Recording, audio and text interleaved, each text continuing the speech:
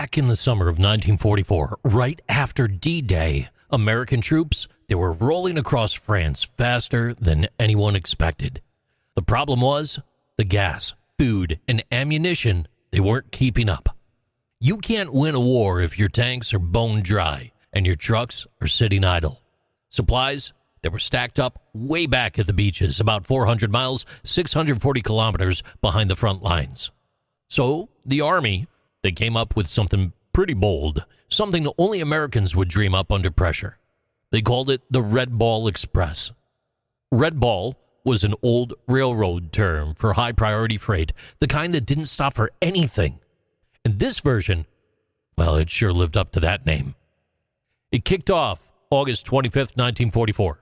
Nearly 6,000 trucks, mostly those dependable GMC deuce-and-a-half haulers that carried about 2.5 tons or 2.27 metric tons apiece. They started running day and night across rough, bombed-out French roads. They hauled gas cans, food, ammo, tires, whatever the frontline soldiers needed. The route ran one way to the front and another way to the back. Just a real big loop. It was fast. It was dangerous. There was no stopping. And here's the part that doesn't get told enough. About 3/4 of those drivers were African-American soldiers. They were in segregated units. United States citizens drafted into the war effort. Men who weren't given many chances to fight. But they sure kept the fight alive. They'd drive 16 to 20 hours a stretch, no headlights at night, dodging craters and catching a nap sitting up in the cab. They called it driving by feel. Every truck had a red ball painted on it so folks would know that they were part of the express. And those convoys, they did not crawl. They moved.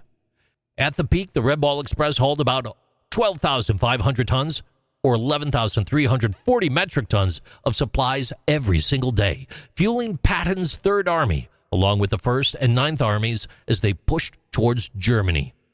It only ran for 81 days before new ports like Antwerp and Le Havre were reopened. Rail lines then took over the load. But those 81 days changed how the U.S. Army thought about logistics forever.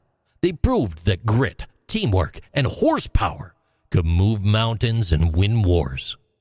Most of those drivers, they went home without medals or parades, but they left a legacy that still moves through every modern military convoy today. The Red Ball Express. It wasn't just trucks and fuel. It was determination with an engine.